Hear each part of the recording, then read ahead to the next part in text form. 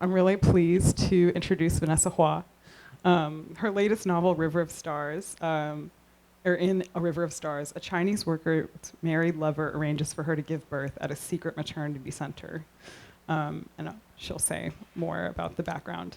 Her first novel, Deceit and Other Possibilities, was the winner of the Asian Pacific Award for Literature and a finalist for the California Book Award. She's received a Rona Jaffe Writers Award and the San Francisco Foundation's James D. Phelan Literary Award and a Steinbeck Fellowship in Creative Writing. In addition to being a novelist, she's a journalist. You might have read her writing in the LA Times, the New York Times, the Washington Post, the Atlantic Newsweek, and more. She writes a weekly column for the San Francisco Chronicle, and she's also a contributor to The Margins. She's a contributing nonfiction editor, and we're super happy to have her here tonight to read from A River of Stars. Please give her a big welcome.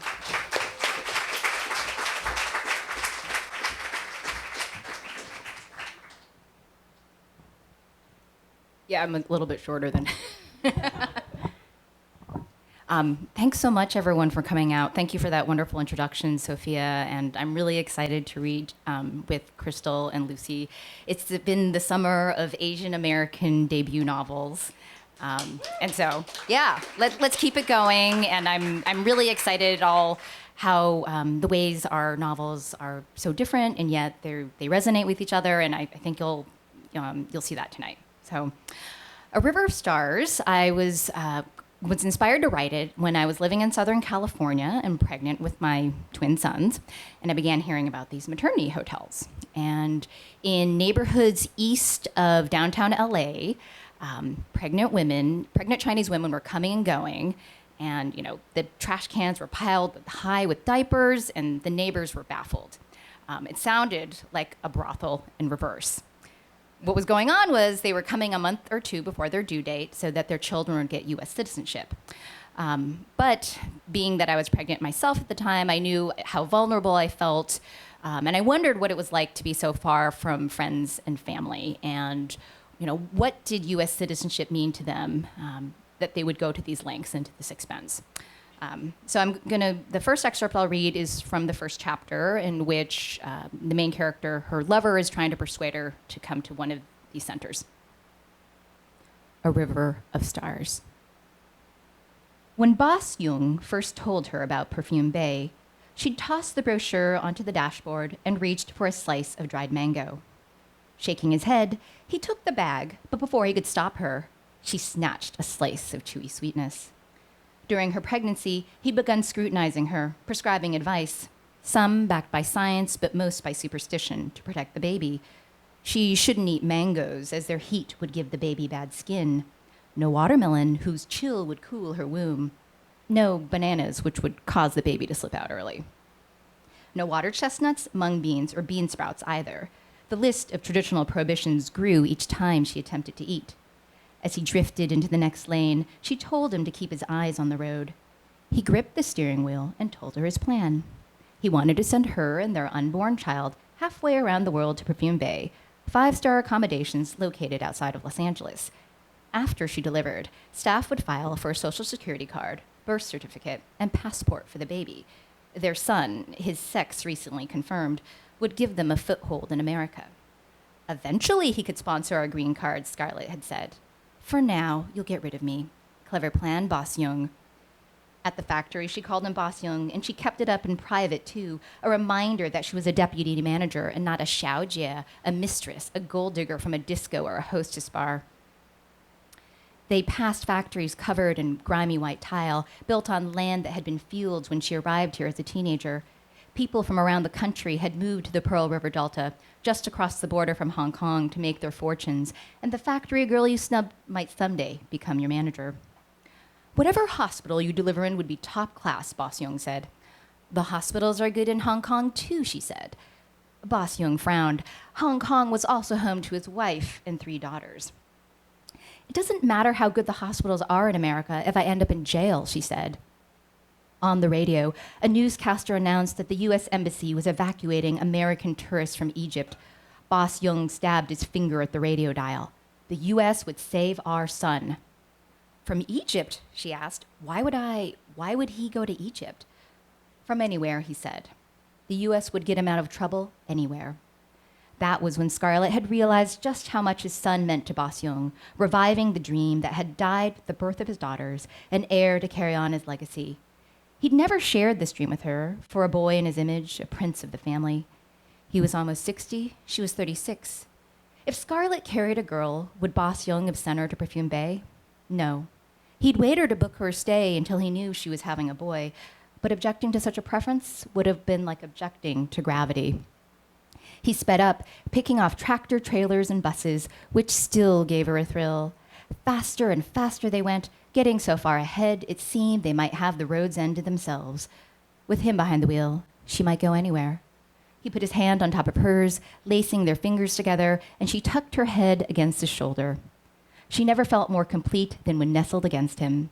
If she didn't have this baby, she might never, not with Bosyung or with anyone else. So Scarlett ends up in LA, but things don't go quite according to plan. On her own, Scarlett could have expected deference and attention.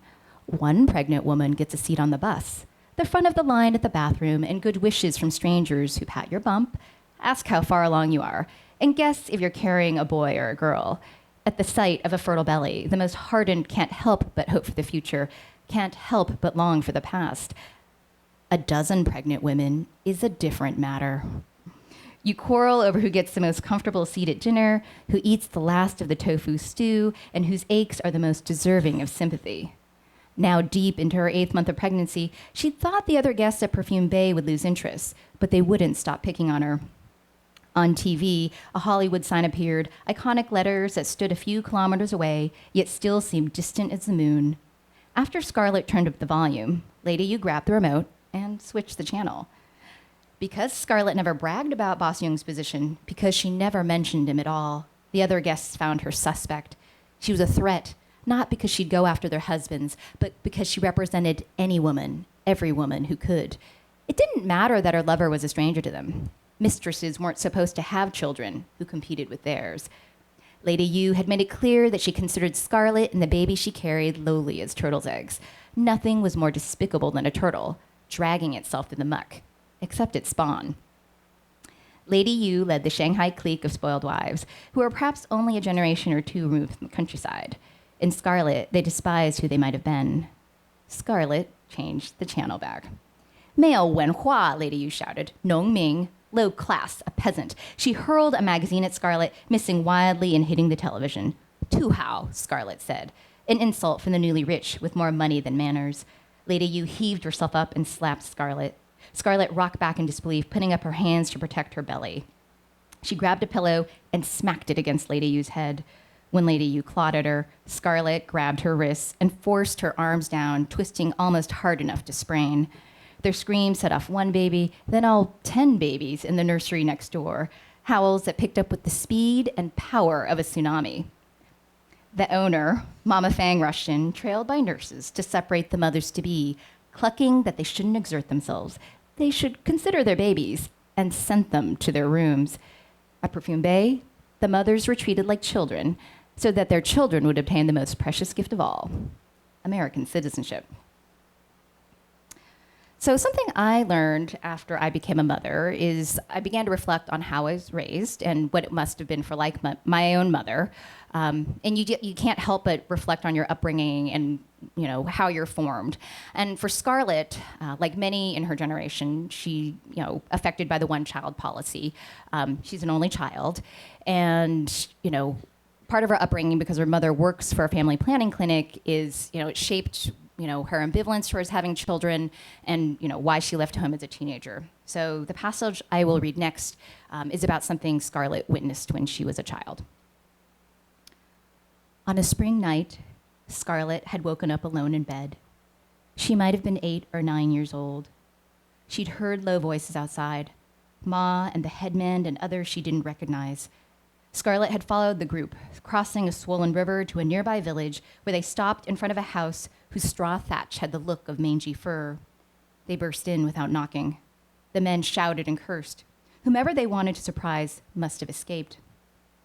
Scarlett heard panting up ahead, and she spotted a pregnant woman waddling around the corner, wincing with each step. All winter, she must have been hiding her pregnancy under layers of heavy clothes. Scarlett's shout curdled in her mouth. She'd been proud of Ma, proud of the work at the family planning clinic that served the country and kept her out of the fields unlike the other mothers. She could run alongside the pregnant woman, though, and put an arm around her waist to ease her load. She had wanted the woman to escape, but if Ma found out, Scarlett never should have followed her here. The woman backed into a chicken coop, setting off squawking hens. The group ran out of the house, chasing down the noise, and caught sight of her. The woman reached the river and waded in up to her waist. Her feet slipped on the rocks, her arms outstretched for balance as the current battered her body. Two men ran over the bridge to the other side, blocking her escape. She'd wept, begging, pleading that her mother-in-law would beat her until she had a son. I know it's a son, it's a son, it's a son, she howled, a sound that tore the world apart, a sound that Scarlett couldn't escape, even with her hands pressed over her ears, a sound she knew she would never forget. Scarlett saw her mother's face, lit with grief and regret. Couldn't she let the woman run away and lose the paperwork? Ma had locked eyes with Scarlett, silently telling her it was too late to stop what had been set into motion. No one moved until Ma squared her shoulders, waded in, and dragged the woman away. Thank you.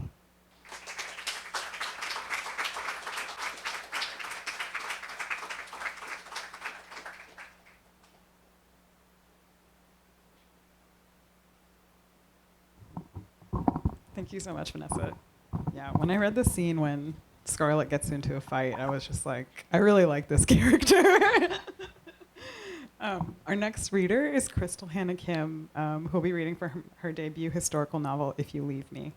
A refugee of the Korean Civil War is haunted by a forbidden love and the decisions she made to survive.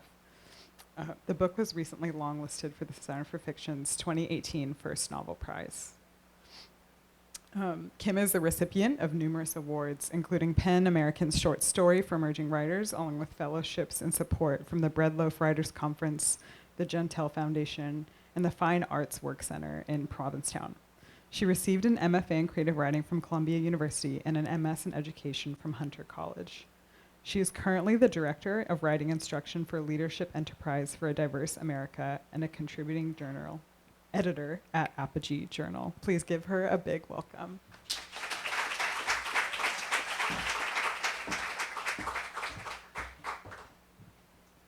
I'm also shorter than Sophia. Okay. Hi, everybody. How are you doing? Good. Thank you so much for being here. Thank you, Sophia, for that introduction. I've always wanted to read here. I've come to a couple of events at the Asian American Writers Workshop, and I've always thought like, oh, I hope one day my book will be published and I'll be able to sit on that green couch. So I'm really excited to be here. Before I begin, I wanted to tell you a little bit about my book. So If You Leave Me is a war story, and it's a love story, and at its center, it's a story of this young Korean woman's life, beginning with her teenage years when she's a refugee. So Hemi is her name. She's this strong, willful, independent young woman, and she desires an education for herself. But then the Korean War breaks out, and as the elder sister, she's responsible for her younger brother who's ill, and then also her widowed mother, and they are living under the duress of poverty and hunger in this devastating civil war. And then at the same time, there are actually two young men who love her. So there's Kyungwon, who is her childhood best friend, and then there's actually Kyungwon's older, wealthier cousin from Seoul. His name is Chisu, and they three are refugees together at the same makeshift camp in the beginning of the novel. In the section that I'm going to be reading, I'm going to be reading from the second half. At this point, the war is over. Chisu comes back and the wealthier cousin comes back and ends up marrying Hemi. Kyungwon doesn't come back. He goes to Seoul. And for 12 years, Hemi and Chisu don't hear from him. Then all of a sudden, he returns, very dramatically. Some drama ensues. And then Kyungwon leaves very abruptly. So I'm going to be reading from Hemi's perspective a couple of months later, thinking about Kyungwon's visit. I bled. Yesterday, from the cuts on my hands, a careless knife, A week ago, tripping over the stones Mira had placed around the house in the shape of clouds. Oh, Hemi has 3 daughters. The sharp taste when I bit down on my tongue the morning Kyungwan had left, like the discarded sea ration tins we used to lick during the war. He had once dared me to touch the silver sharp edge with the tip of my tongue, a blood-red river. I paced the girls' room, trying to count the days since I had last bled between my legs. Mira, surrounded by colored pencils, mumbled at her picture. When I passed, she tugged at the hem of my hanbok skirt. I want a cookie. She held up a wet palmful of crumbs. More for me? Her hair, the oily stink of it made me want to retch. I don't have any right now. My stomach roiled at the sudden flare of smells, grease, spit, boiled beef bones from the kitchen, a vile sweetness I couldn't place. The thought of the outhouse soured my spit too. Mommy needs to go outside. Mira grabbed my leg. Take me. Sitting at my feet, she looked tiny, my youngest, a dreamer. I must have been dreaming too. Months since I had bled. Mommy? Mira toddled after me. I staggered to the tree in the backyard and retched, green potato sprigs and white rice, my early breakfast. The acid stench so nauseating I had to lean against the stone wall. The air itself seemed to knock me unsteady. I slid to the ground. Mira wrinkled her nose and hid her face behind her hands. Mommy sick? Shush, please. I laid my cheek against the cool stones. I can't think right now. You're going to be all right. She stroked my ankle. I don't think so. I cupped her hand with my own. Even gentle Mira had left me suffocating for a year after she was born. I sank in guilt, confusion, fear. How unlike the other mothers I seemed to be. I had never felt more captive than following childbirth. How could I have not kept track of my bleeding? For months now, I had been wretched with mourning, my mind like spiderlings bursting from their egg sac, scattering in all directions, forgetting what I was doing even when I was doing nothing. I willed myself to bleed. I spat a thick scum of mucus. Look! Mira pried a rock from under one of the tree's roots. It was gray with a small white center, like a nipple or a flower. I bring in house? Our damn house.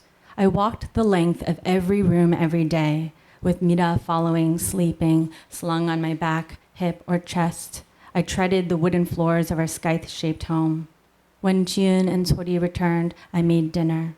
When Chisu returned, I made more dinner. When I felt as though my mind would disappear, I ate or walked or stared at the sky through the leaves of our one lonely tree. I didn't allow myself to think of Kyungwan.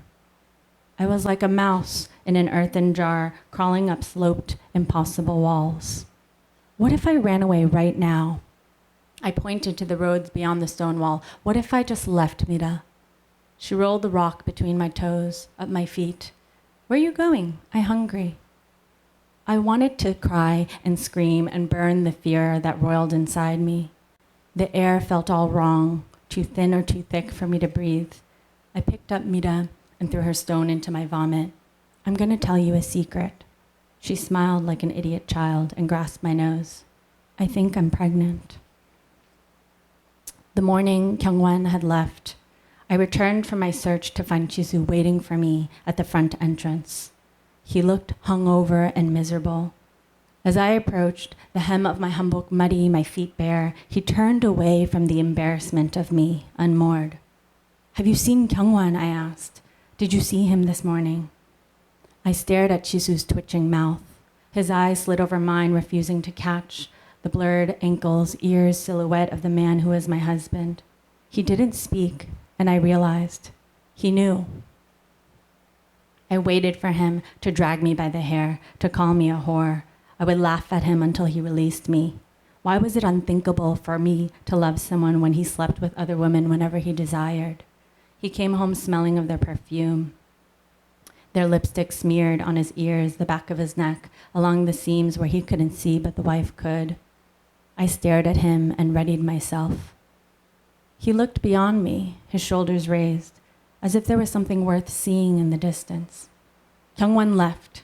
Some sort of emergency, he told me this morning. I searched his face. What kind of emergency? How the hell should I know? I tried to think. I didn't understand. My face crumpled and a small gasp escaped my mouth, my body revealing too much. I pressed a hand to my eyes. Shizu cleared his throat. The girls are hungry. I need to go to work. I'll see you this evening. I nodded and tried to will myself to walk back into our house. I took a few steps, forcing my feet to rise and land, but I couldn't help myself. I grabbed Shizu's shoulder. Is he returning soon? What did he say exactly? I need to find Kyungwon. I turned toward town, letting go, hurrying again, lifting my skirt to run. Shizu yanked my arm with his thick, stout fingers. Anger fired his cheeks, mouth, and eyes until he looked right at me. Did something happen last night? I tried to rearrange my features into a look of contempt, except my body didn't feel like my own, the fear slippery in my throat. What do you mean? I asked. I'm not an idiot. He shoved me into the stone wall, his hands grinding my shoulders, pinning me. I couldn't breathe. How hard he pushed, until I felt all the bones in my back, a long curved spine he couldn't break. He wanted to hurt me and was scared of what that meant. About me, us, Kyungwon. Don't lie to me, Hemi. What did you do?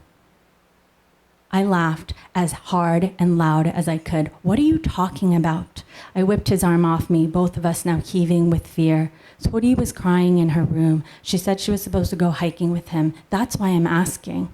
I rushed past him into the house. Don't walk away from me, he called. What kind of uncle leaves after making a promise like that? Shizu followed me into our room. The stench of him was everywhere. I pointed at the brimming basin, at his acrid green vomit. You're disgusting. Thank you.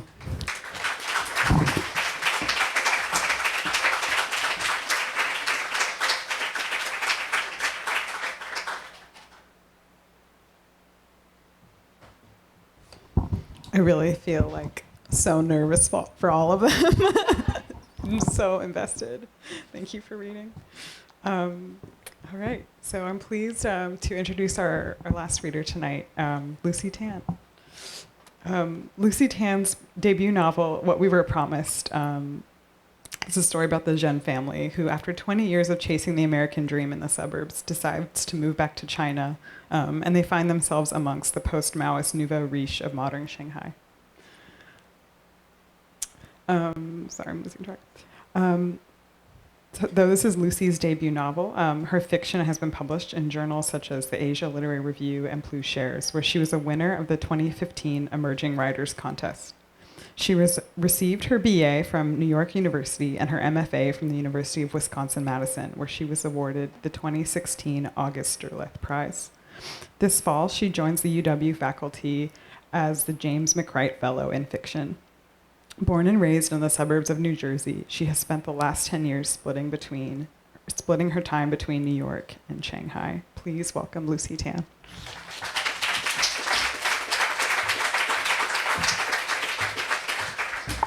Hi, everybody. Thank you so much for being here tonight. What We Were Promised is a book about what it feels like to be caught between two countries and to feel as though you have an allegiance to both. It is the story of the Zhen family. The Zhen family are Chinese American, and as Sophia mentioned, they've returned to Shanghai after many years abroad to see that it has totally changed. And the book starts off with two incidents happening. One is that, so it takes place in this luxury hotel. And one of the tenants there, her bracelet goes missing, and two of the housekeepers are suspected of having stolen it. The second thing that happens is so Lena, who is the woman, and Wei is her husband, his long-lost brother has returned after being missing for very many years and presumed dead. And these two events are linked somehow. So that's the premise of the book, but I wanted to talk to you a little bit about my experience writing it.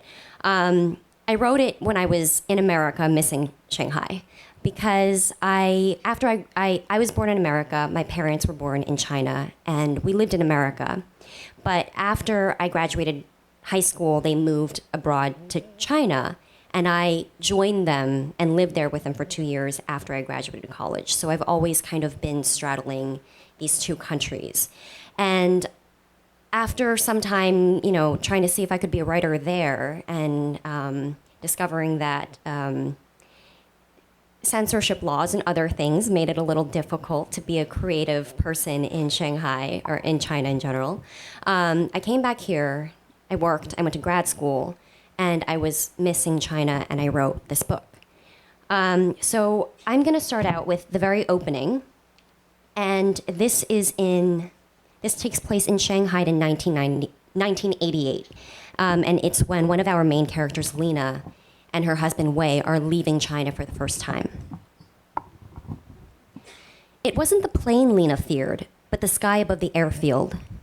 Acres of space unbroken by trees or buildings made Lena nervous. They made her feel as though she would float away. From where they stood in the Shanghai Hongqiao airport terminal, Lena and Wei watched the planes move around the tarmac. Men in reflective jumpsuits directed traffic with semaphores, but it seemed a huge miracle the machines weren't crashing into each other without physical barriers to stop them. "What do you think?" Wei asked, pressing his fingers against the glass. "It reminds me of a funeral," Lena said. "Like in those American films, those big, shiny cars, what do you call them?" It was an odd word. She had just learned it. "Hearses," she said. "The planes look like a fleet of hearses." "That's no way to think of it," Wei said, his smile waning. Lena hadn't meant to be gloomy, only meant to say that she was impressed by the carrier's power, their solemn elegance. They looked like the kind of vehicles that would take you someplace you would never come back from. When they finally boarded the plane an hour later, the first thing Lena noticed was the smell of foreign cigarettes, a lighter, sweeter scent than Chinese tobacco. She didn't know for sure what American cigarettes smelled like, but the scent of it matched her idea of America, the way long legs matched blonde hair. She gripped her husband's hand as he led the way down the aisle. "Let's just enjoy ourselves," he said. "Here, give me your bag." They had lugged into a row of 3 empty seats.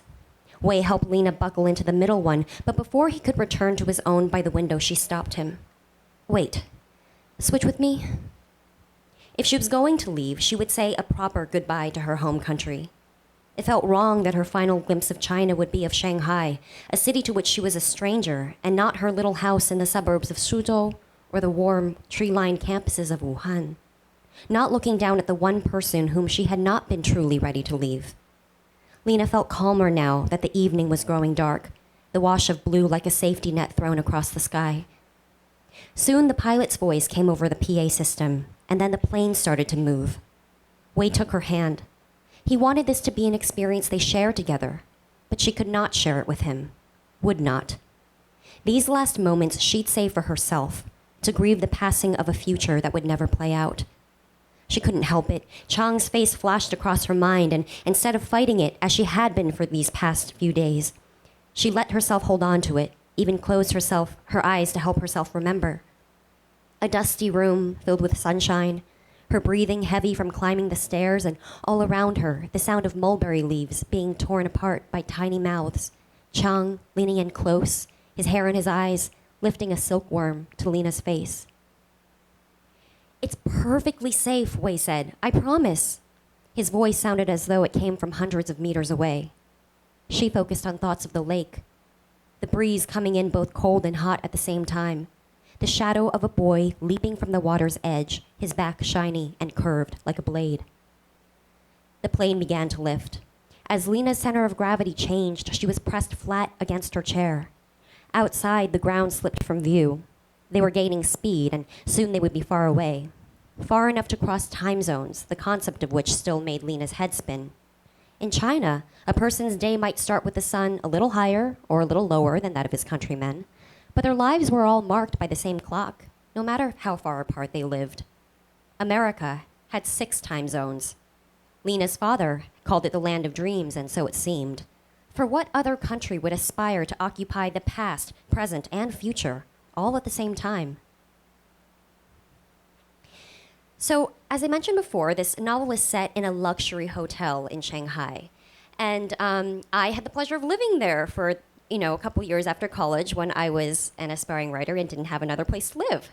But it was quite a culture shock because, I had never seen a place like this where you have people who are international citizens who are in China working for foreign companies. Middle class at home, but in China, they're really living large and the companies are paying for them to live in fancy hotels. One thing that I found really interesting, fascinating, and a little bit concerning was that the staff in the hotel, they were all either local Shanghainese people or migrant workers, people who were from other parts of China who had moved to Shanghai to work in these service positions. And some roles, there's a role in particular called an ayi, and an ayi is someone who could be a nanny or a cook or a housekeeper. She did everything, and oftentimes she worked, 11, 12 hours a day or more. And many times the people that they worked for just didn't quite treat them as individuals. And I got to thinking about how it would feel to be in a position of a person who had to spend all their time with someone that they felt had a lot of power over them, and in what ways this feelings of rebellion or mistrust or resentment might come to the surface. And I also just was thinking about what it's like to spend time with a person, with so many hours with a person and not truly get to know them. So this next chapter is told from the point of view of a housekeeper who works in a luxury hotel. One day you'll walk into a suite and find doors closed to you. The second bedroom, the study, the many closets. We had guests over, Tai Tai will say. We went ahead and tidied a little ourselves. But that won't explain the jade missing from the display case or her designer shoes gone from the entryway. In the master bedroom, someone will have done your job badly. A bureau cleared, its contents stuffed out of sight, the bed made so that the sheets still hang loose from the mattress. Tai Tai will stay in the next room with the baby. She will not come out until after you've gone, but for once, she'll be listening to you, listening for the sound of your feet. With fewer rooms to clean, you'll finish up quick and wheel the cart back through the service entrance to the laundry hall. That's when you'll take out your phone and text your loved ones the news. You're about to be accused. When Sunny had heard this speech from Rose on her first day of work 5 years ago, she hadn't thought much of it. She'd assumed it was just an old housekeeper's attempt to scare her new partner, a way of saying, I know what's what, and you know nothing. Sunny was expert at knowing nothing. Where she'd come from, she'd spent more than a year as a professional odd jobber, a forever apprentice hired out by her parents for gigs around her hometown. She fixed motors with the handyman and skinned vegetables for restaurant stews.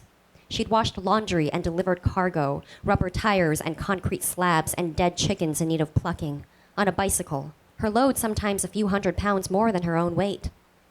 In every job, she had been trained by someone like Rose, a person too old to learn new skills and who craved recognition for the ones she already had. This kind of trainer expected Sunny to learn quickly and yet resented her for doing so.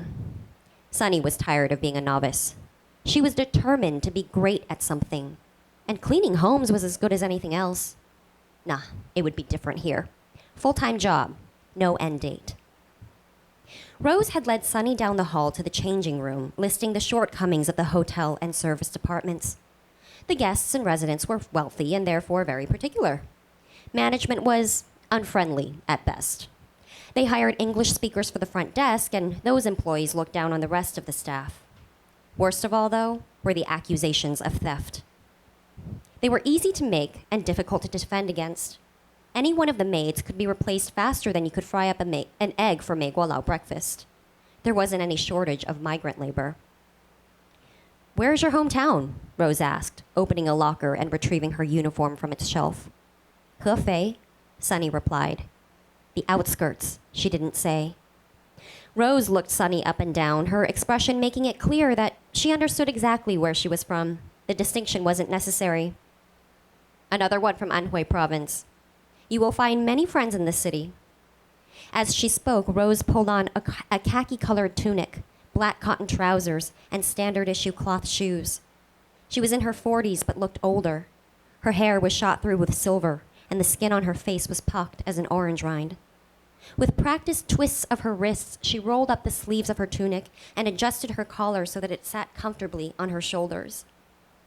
Sunny had put on her own uniform before leaving the house that morning, but she had ridden from Hongkou to Lujiazui on her motorbike, and by the time she had arrived at the hotel, the entire back of her tunic was drenched in sweat. In the air-conditioned changing room of Lansing Suites, she felt the polyester's damp weight. Sweat had stiffened her bangs in flat strokes across her forehead. "Where are your stockings?" Rose asked when she caught Sunny pressing a swollen heel against the metal lockers. "Xiao gunyang," she called her, even though Sunny was nearing 29, had not been a girl for some time. "You're lucky to have been partnered with me. Some country girls learn quick. Others are back on the job market within a week. We'll see which kind you are." From inside her cubby, Rose pulled out a pair of nude-colored hose and handed them over. Each of the housekeeping supplies had its own place on the cart. The bottom shelf held cleaning fluids, towels, and toilet paper, which Western residents used with incredible speed. The top shelf was filled with boxed soaps, tissues, pouches full of needles and coils of colored thread, plastic combs with teeth too fine for thick Chinese hair like their own.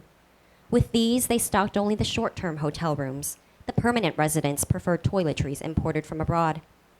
When the cart was ready and both women fully dressed, Rose reached into a cabinet and pulled out a plastic bin full of name tags. "Here," she said, "pick one." Sunny couldn't read English, but did not want to ask Rose for help. This moment felt too important, too private. Years later, she would remember digging through the bin, not knowing what she was looking for, but knowing it was right the moment she found it. S-U-N-N-Y. There was something balanced and generous about the shape of that S, and she liked the way the double N's looked like the U turned upside down. The letters reminded her of a row of children playing leapfrog. She especially liked that the tag was still in its plastic wrapping. It meant that no other maid had used it before, that she would be the first, S-U-N-N-Y, to sweep Lansing Suites floors. That was something she had been looking forward to when she arrived in Shanghai, an identity all her own. Thank you.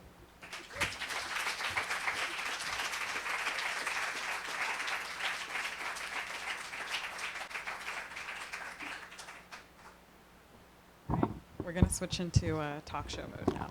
So come on up to the stage.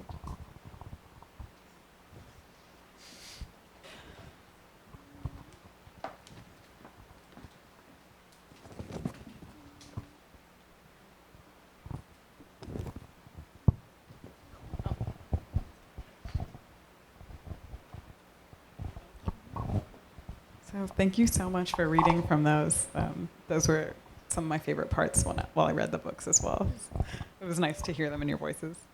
Yeah, so I think definitely the overlaps in these books really jump out in those extracts, and I was wondering maybe if we could start off by talking about sort of just like the role of that women play in all of your books, and I really appreciated how kind of like nuanced and kind of like diverse even their limited choices were within all the books. Like there's always like a class dynamic even amongst groups of women in the books. And they all kind of seem to face like a series of limited choices that they respond to in different ways. In Crystal's book, Hemi shifts her role based on like familial obligation and the devastation of poverty and war. In Lucy's book, Lena finds limitations as a housewife, and her housekeepers, Rose and Sunny, navigate a different set of limited options. And then obviously Vanessa, in your book, Scarlett, has a limited option and decides to make a run for it. So I was wondering if you could talk a little bit about how you shaped these characters, maybe even your inspirations for them. Should I go? So all four of my grandparents survived the Korean War, and I grew up hearing stories about the war from my maternal grandmother. Because when my parents first immigrated here, and I was born here, they couldn't afford daycare. So my grandmother, my maternal grandmother, actually flew all the way from Korea, left everything she knew, left her other daughters, and came to Queens to take care of me for 2 years, which is just this enormous sacrifice. And my grandmother is this extremely strong, complicated, fierce woman, and she was a teenage refugee during the Korean War. She was 14, and she also had to flee her home with her widowed mother. So I was fascinated and horrified by her stories about the Korean War. And then growing up here in New York, it was strange how strongly Korean culture was part of my family, and everything at home was Korean, right? Korean food, Korean traditions, Korean language. And then when I went to school, it was very clear that my classmates didn't know anything about Korea. And I remember one time a kid told me, "What are you?" And I said, "I'm Korean." And he said, "No, you're Chinese or Japanese. What are you?" And that stuck with me. I mean, I don't blame him. He was, in first grade, we were kids. But still, that struck me as so ridiculous, right? So I wanted to write about the Korean War, and I wanted to write about a woman's experience during the war. And the more I created the character of Hemi, the more I wanted to think about womanhood in this complex way. She doesn't have a lot of options. It's very limited, like the other characters here. And marriage is really her only choice for social security during this time. But I wanted to then explore what that would look like for someone who is so strong and independent, and how she would resist those social norms, and how she would also be shaped by them. And I think that I would really attribute a lot of that to my grandmother. And she also had 5 daughters, including my mom, and they're all extremely strong and fierce in different ways. So I think I just came from a tribe of women, and womanhood is something that I'm always thinking about. As I explained, I began hearing about these news reports about these maternity centers, and one detail in particular stuck with me in one of the stories. A neighbor said that a pregnant Chinese woman showed up on his doorstep, knocked, and said, "I'm hungry." So he took her to McDonald's. Then brought her back, and she went back into the maternity hotel. And it made me realize how they may well have felt imprisoned, felt ambivalent about their time here. And for me, a lot of my fiction does start with a premise or circumstance, and can be inspired by my 2 decades of reporting about Asia and the diaspora. And so when these centers were busted for code violations, for moving interior walls, or for playing a little fast and loose with the zoning regulations, it made me realize that what was it that there was something that made me realize that there was something there that I wanted to explore, and that when the women, when the centers were busted, they weren't talking, of course. They left as soon as they could. But for me, fiction can really flourish where the official record ends, where they're not going to tell their story. I take that imaginative leap of empathy. And actually, subsequent to writing the book, I did find some stories where, in fact, it did turn out there were internal conflict between women, and you get a dozen pregnant women together, there's going to be some sparks flying. And to your larger question about women's limited choices, and whether it's in cultural or because of an authoritarian government or the other circumstances, I've just found as a journalist, meeting people from different parts of the world, as there is that effort to keep striving, even if it may seem very limited, that people still want to feel like they have some form of empowerment, even if it's not exactly akin to what we have in the West or conceive of in the West, that there is this desire to seek some sort of freedom and choice. So for me, the section that I just read from Sunny is actually based on a real person that I met when living in the hotel that I lived in China. And I became interested in her because we were the same age and my mother introduced us. She was a waitress there, and our lives could just not be any more different. She had been married at 19. She had a child. I was 20, so we were 22 at the time. And I just remember thinking, here I am. I just graduated college. I'm waiting for my life to start. This person has a life. She has made another life. And I was just in awe of her. She's also one of the most hardworking and smartest people that I've ever met. So I was really inspired to write a character that was born into a circumstance that was where she had less opportunities, and tell that story alongside a woman who had more opportunities. That would be Lena, the person who becomes the limited housewife.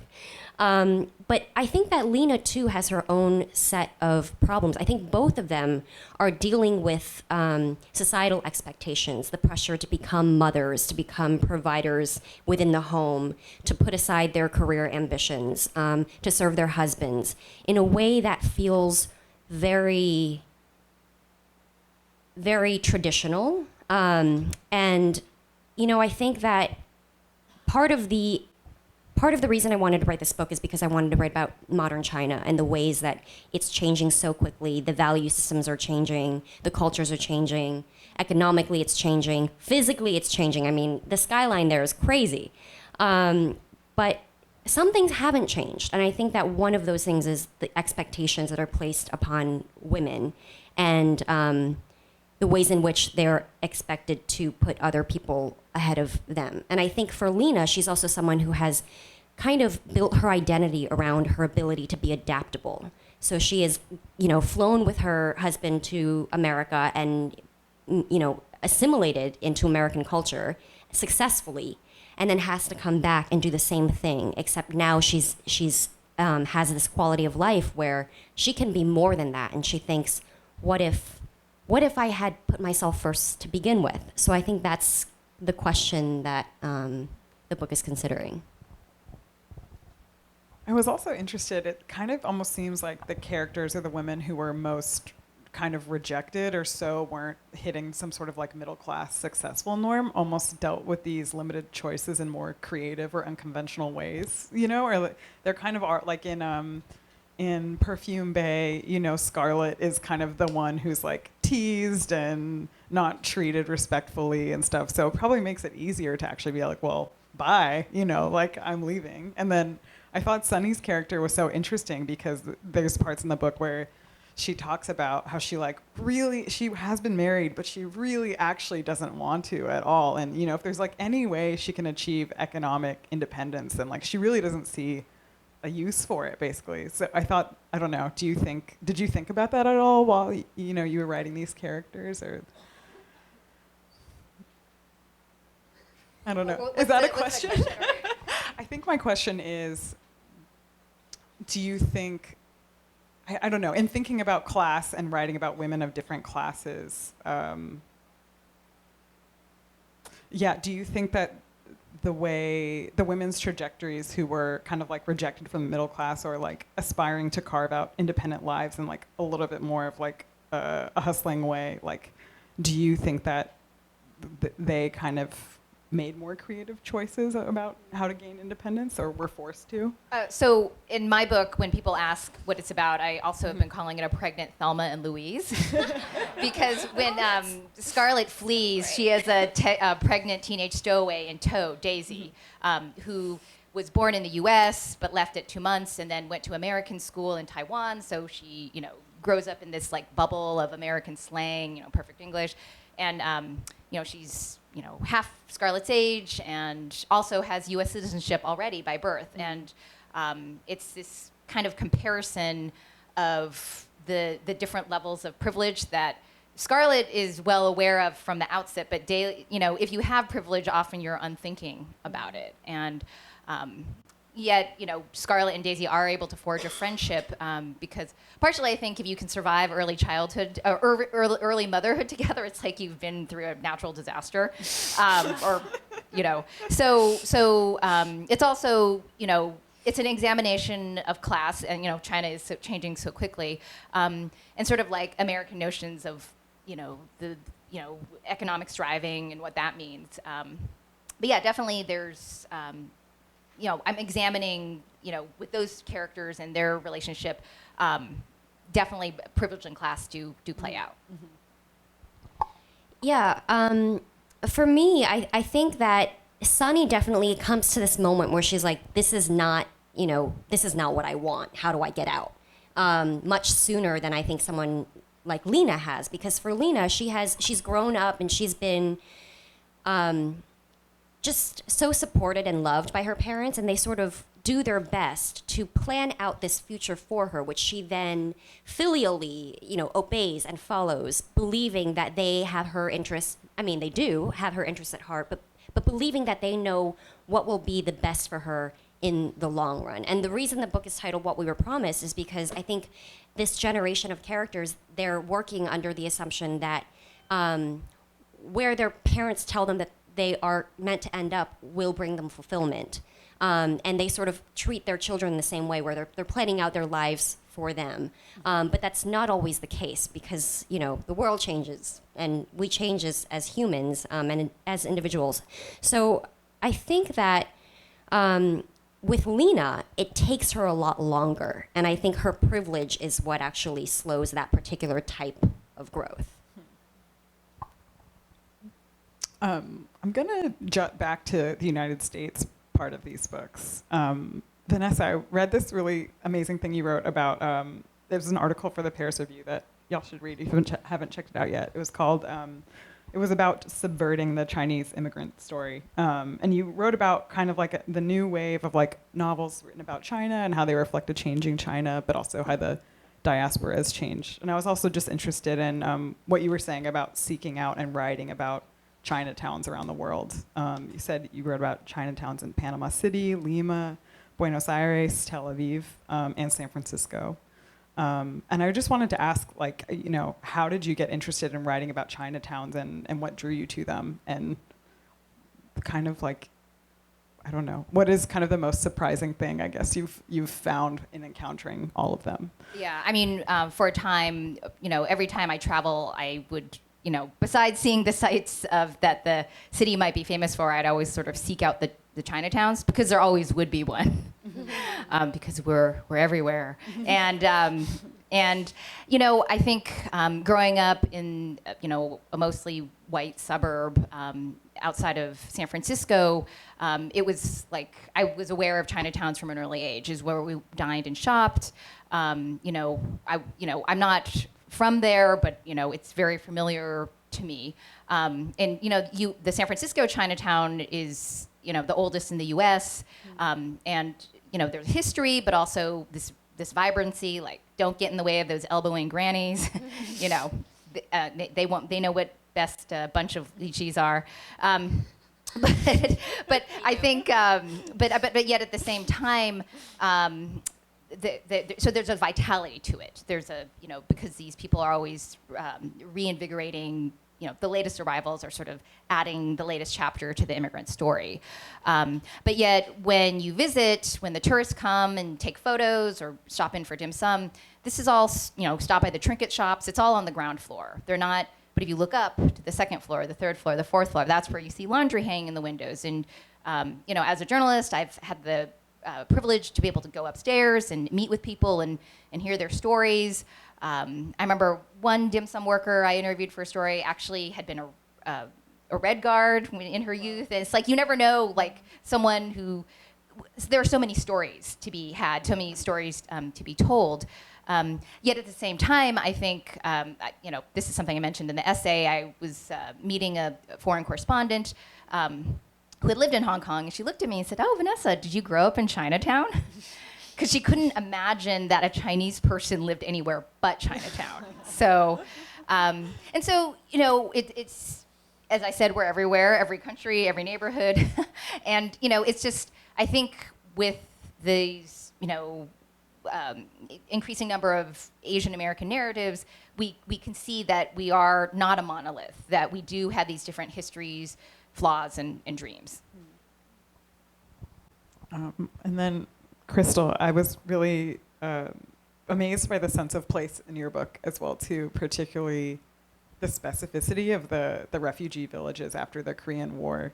And I was just wondering, like, how you envisioned the place, and kind of, did you know that you wanted to write about the Korean War or a historical novel, and what kind of research did that require? I did a ton of research. You know, I was just thinking that all three of us, our novels have been inspired by us talking to other people, and I think that's sometimes the best way to get stories. And when I started writing I started writing when I was really young, but when I started writing more seriously during graduate school, I didn't actually start off with the Korean War. I just started off with this character, Hemi, and I knew that she was in some past, and I love character-driven novels, and I wanted to just understand her personality and what made her so prickly sometimes, but full of love for her children. And once I decided, you know what, I need to figure out a setting, and I chose the Korean War because of my family history, I did a lot of oral interviewing of my grandmother, but also my aunts and uncles. And then I ended up having to do so much research. I think with your first book, you don't really know how hard it's gonna be, and you just kind of go in blindly. And I didn't even think about the amount of research I would have to do. But the more I wrote, the more I realized I need to figure out the history of this place. But not only that, really be able to imagine it for myself so that I could describe it for the readers. So I ended up poring over photographs, in addition to just reading history texts, poring over photographs so I could really specifically describe the refugee village. I read memoirs from South Korean soldiers, but also refugees from the north. And one thing that I found lacking was that there were no first-person accounts from women who had survived the war, because their voices weren't valued, right? And I think no one had thought to record or give them space to write their story. And so that was really frustrating to me, but also a motivational factor, because it made me realize I need to tell this story from Hemi's perspective. I need to show what a woman growing up during this time, how her life would have been shaped by trauma. And does it relate to the stories that your grandmother would tell? Did you kind of weave the stories from your family in with the research that you had done? Yeah. So, like, my grandmother was a refugee, but Hemi, I have to always make it really clear that Hemi is not my grandmother, or she would be really upset. I want to meet her. I would love to meet her too, but yeah. But yeah, I think with fiction, I've had people say, how could you imagine this story? But the thing is, I think with fiction writers, we love imagining, and I added a lot of stories in from my family, but I also imagined a lot as well. Mm-hmm. So it was a lot of weaving everything together. Yeah, that makes sense too, because even though the refugee village, there's obviously a lot of grief. You know, people have put up signs looking for family members that they don't know if they've made it or if they've fled to the south successfully. But, you know, the Hemi also, with her like secret boo, they kind of like travel down the road to other villages and explore at night. So even though I thought it was amazing. They hit the bars. Yeah. Yeah, exactly. Yeah. Even though it's this really, you know, there's like a lot of hunger and a lot of poverty and people are in very makeshift housing, there's still like a sense of wonder in the book. And I thought that was like amazing. Thank you. Because, you know, in the beginning, Hemi is 16. The novel tracks 16 years of her life. So I wanted her to feel like a teenager would. You know, when I was 16, I was really reckless and impetuous. And even in a dire circumstance, you're seeking out joy. And I think you're even more reckless in times of violence, because you don't value your life as much. Or, you know, you think that you might die anyway, so what's the point? And it's still a functioning community too, right? You know, like people know of each other's families still, even though they've all fled together. They're sort of keeping tabs on each other. They gossip about each other. You know, it is this like very sort of like functional community in like a neighborhood sense at the same time as well. Yeah, I think that people forget life goes on during war. They just, you know, war narratives are always about the soldiers, and then it's as if everybody else doesn't exist. Right. So I wanted to focus on the people, the civilians that are still trying to survive. Yeah. And then Lucy, the sense of place in your book was so amazing and just like made me laugh at so many points. Yeah. Even like the name of the hotel is like kind of funny or something. It's like there's this really good line where you describe kind of like the landscape of the hotel that I wanted to read. It was like, okay, so the luxury hotel is called Lance and Suites, and then there's a part where the narrator describes the landscape of the hotel, and there's a sculpture garden in the back where Sunny goes, where European conquerors stood dumbly on their foundations. And I thought there was just like such a great integration of sort of like the legacy of like colonialism and Western, like dominance, but then also sort of like the banality of globalization at the same time. Like the parts about naming, especially like the housekeepers adopt American names, one, to make them sound like more respectful, but then also you describe how it kind of like blankens them in a way that is like sort of protective. Like if they were to use their real Chinese names, they would just know way too much about them. Like there would be like way too many associations, and it's like actually revealing too much. Yeah. Okay, so there was this one day that my mom and I, we were going downstairs to the restaurant, and a person who we thought was Nancy was wearing a name tag that said Mary. And we were like, your name tag says Mary today. She said, oh yeah, I couldn't find my name tag, so I just put on Mary's. And it hit me in that moment that this is just their uniform. That's not what they're called, to their families, and that's not what they're called to their friends or how they think of themselves. And for me, it was like, it was a moment of realization for me too, because I thought we were becoming friends. I was like, I don't even know her real name.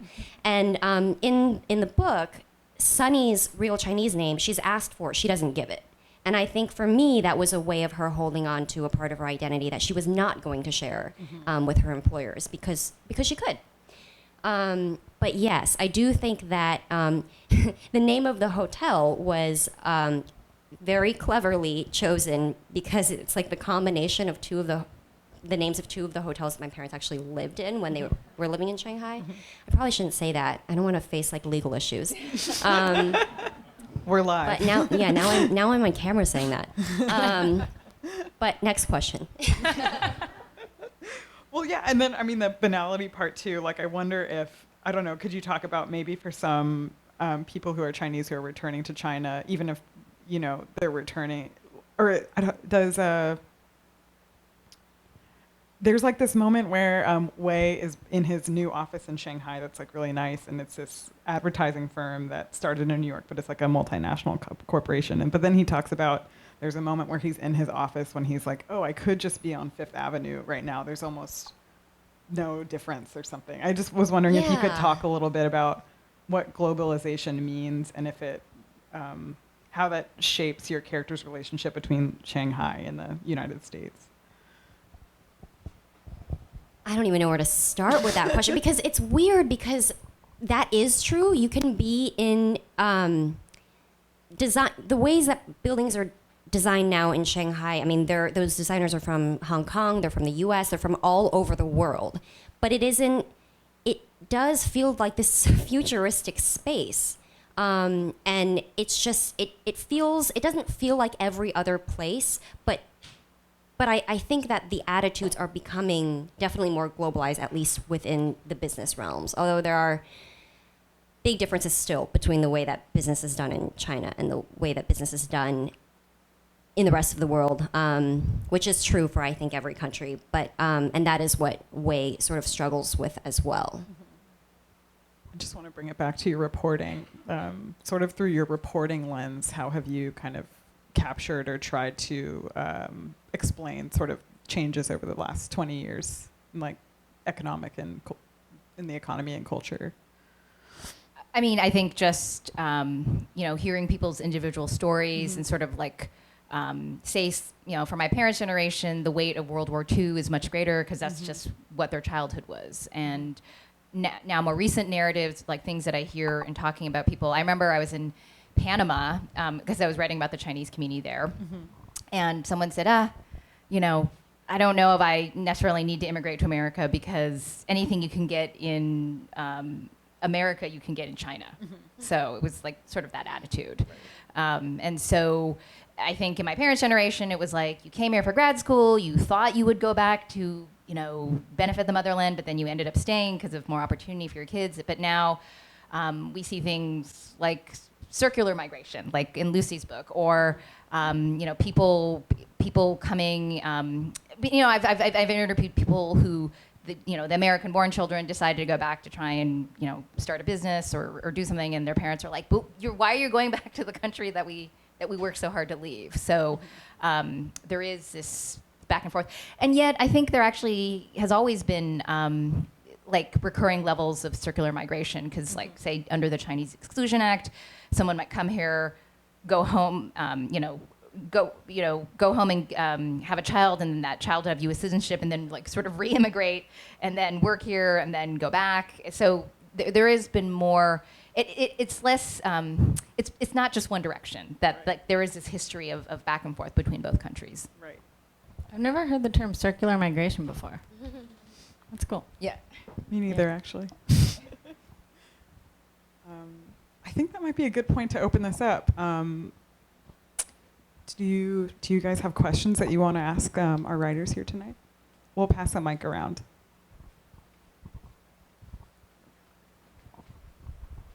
Oh, I don't need a microphone. It's for the live stream, if you don't mind. Okay, sorry. I'm just so curious about, first of all, your readings were all wonderful. And Thank it's you. so interesting to hear a woman's perspective on everything. Yes. Forgive me for not Vanessa. having your name. Vanessa, you said something about a leap of empathy, which I thought was so interesting to think about, because I imagine every writer should have the ability to make a leap of empathy. But I'm curious for each of you, and I have other questions too, but you write about women. Number one, have you ever considered writing about a character who's a male? And number two, from where each of you come from, do you have anything to say about male writers and how they characterize their characters? Well, in my short story collection, I actually do write across gender, race, age, class, and it's something as a journalist, obviously, that I am trained to do, to try and get out of the way to let someone else tell me their story. I mean, even with A River of Stars, like there's no one that really tracks my own bio. There is no, well, except for the pop star, but he came from a town like mine. But so I think there has to be this idea of a leap of empathy, and I think it's something that I've been very mindful right now in this country, when so many immigrants and the children of immigrants are under attack, and we're being turned into stereotypes and to statistics. And I think one way that happens is by having like only one narrative dominate the public imagination. And so that's why I think all our acts of empathy about reaching across time or gender, feel like it's something that like storytelling does matter. So. But I mean, in terms of a male or female split on can you write a female character? I mean, ultimately, when some female character fails, I don't know if it's because of the gender of the writer, but as a failure of imagination and a failure of craft. And that something often when people ask me like, well, how do you do it? It's all about starting from a place of humbleness and not arrogance, going in open-minded, open-hearted, and understanding you're going to this other experience, and that it may seem like basic human decency, but in fact, people kind of can fall back on what they assume, and it's really important to kind of try and place yourself in someone else's heart and mind, obviously. So, I think you worded that so perfectly, and. So in my novel, actually, there are 5 perspectives. I read from Hemi's voice because she is the core, but of the whole novel, but actually there are chapters from Jisoo's perspective and Kyungwon's perspective as well, and then later on her younger brother Hyungi, and then even later on her daughter Sori, she's the eldest daughter. So I flip between all of these voices, and I like writing across gender. I don't think that's something that people shouldn't do or anything like that. Even though this is Hemi's story, I wanted the novel to feel epic, and I wanted to examine how the Korean War what trauma would look like, right, for these different characters. And in order to do that, I needed to show what Jisoo and Kyungwon thought about the war, thought about themselves, thought about their families. They are all kind of orphaned in different ways because of the war. And I wouldn't have been able to show that if I just stayed with Hemi's perspective. And I think that writing with empathy is integral to good fiction or good nonfiction, good writing. Empathy is integral because for me, my goal in writing is to have readers empathize with the characters, to feel like they know Hemi and Jisoo and Kyungwon as if they were real people. And in order to do that, I need to place myself into their psyches, right? And show the complexities of their personality. And yes, I'll just say that.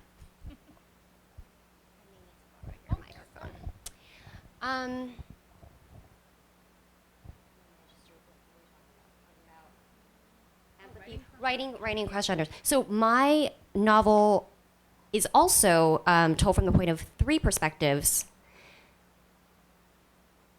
3.5 maybe, but one of them is a man. It's Wei, and his was actually the one that came most naturally to me, because he works in an office, because he feels certain responsibilities, because he has certain anxieties that match my own. So yeah, I think that leap of empathy. I think as a writer, you're kind of doing it all the time. So that gender leap didn't feel too hard for me. And with regard to the second question about male writers, I grew up reading mostly male writers, as we all did, because of, what has been included in the literary canon. And I admire so much of that writing. But, the way that I'm reading is changing, and the ways that I consider those works are changing. And there are books now that I read by male authors that make me mad. And it's often when women are depicted in a way where they're just these mysterious creatures that cause trouble for men. Manic pixie girls. Or when there's, I'm going to say something sacrilegious, but Charles Dickens' A Tale of Two Cities, that woman isn't a real person. She's just this good girl. There's no definition. There's no kind of...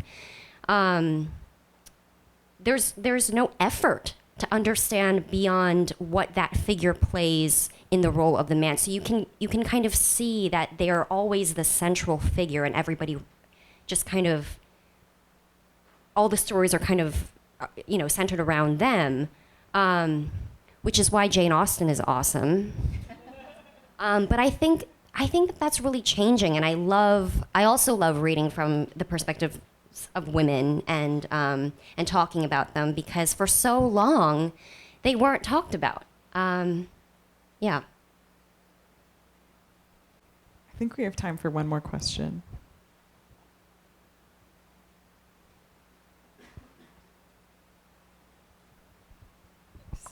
I'm just curious to hear how much of your writing derives from personal stories and personal experience versus research, or I guess what is your writing process like in general?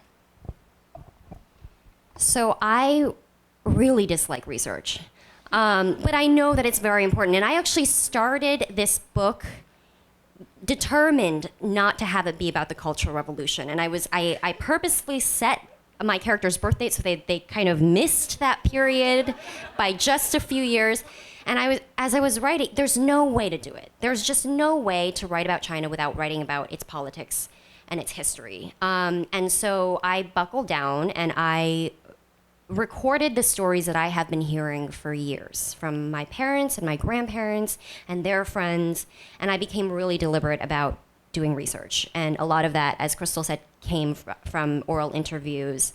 And there was a sense of satisfaction, immense satisfaction from recording those stories, which I think, because of the time and place, would be just forgotten if I hadn't. So I really treasure those recorded conversations with my grandparents and parents. It really helped that I lived in China during the time that my book was set, because even if you search for places that are mentioned in the book now, they might not exist. And so I think of it as a snapshot of this one specific moment in time, centered around the World Expo in 2010. And so I consulted my photos and my diary, and that's where a lot of the details were pulled. It was also really helpful that my parents are in China, so I can ask them to help me. So they help me facilitate interviews with other people. They help me get in touch with people who had lived in places that I had never been to or hadn't been there long enough to really explore enough to where I could write about it. And I remember one time I said, Mom, I need to know how these specific trees smell in this one place in Shanghai. And she was like, I'm not doing that. So there were limits to the research, but she did find me, she's so much better at using Baidu than I am, which is the Chinese Google. And she was able to come up with far more research effectively than I could. So I'm really grateful to her for that.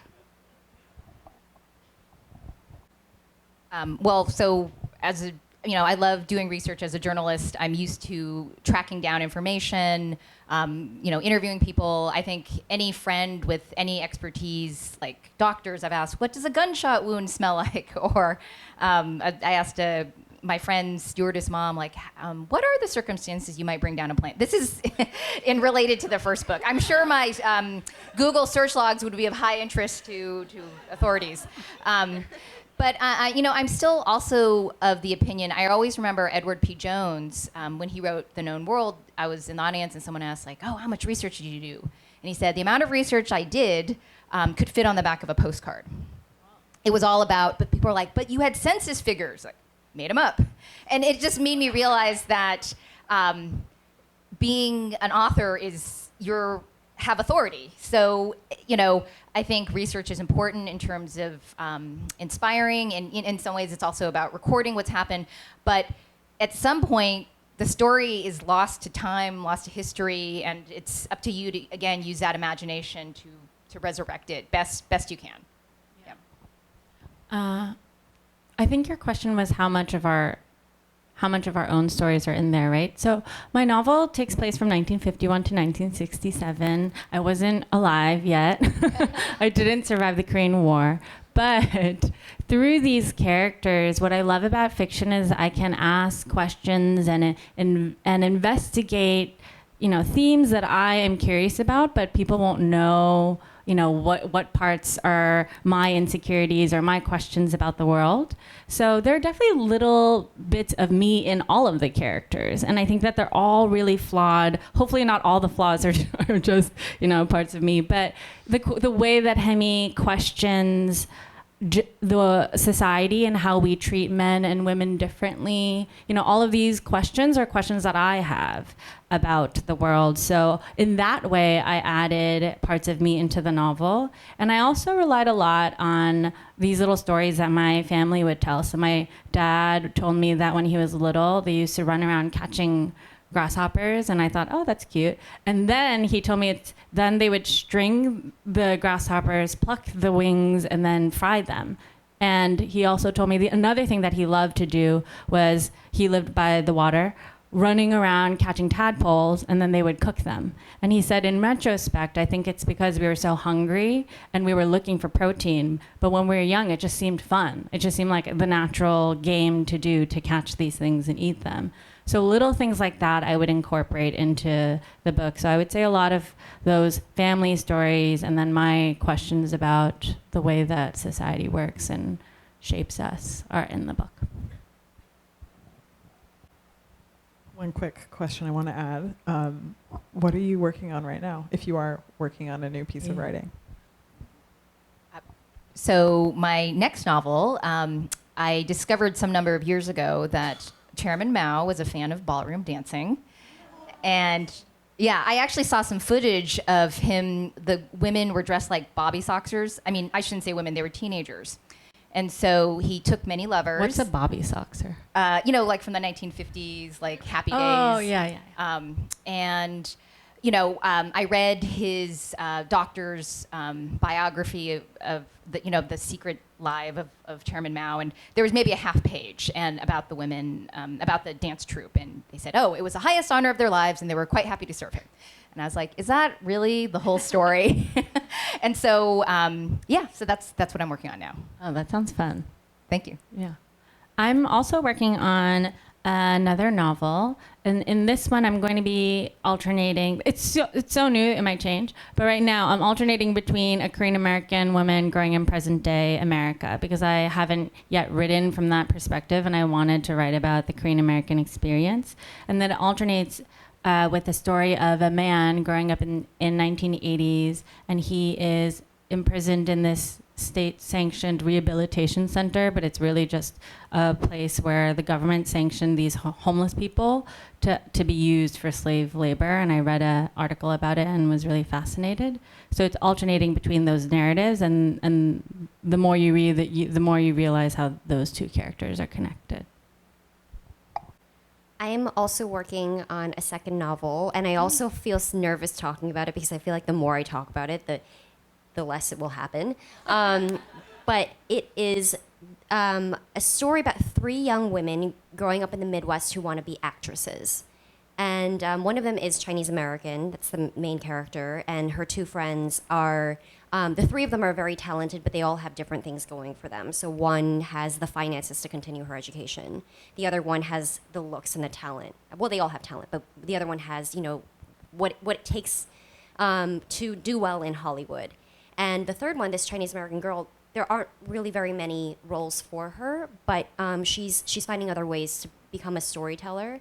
And it's a story about friendship and female ambition, and I think what art can do for you and how it can save you. This sounds really grand. I have no idea if what I'm writing is at all like what I've just explained, but I hope that one day it will be. Thank you so much for sharing. Could you just give everyone a big round of applause? And Thank you. Thank you so much for coming. Thank you so much.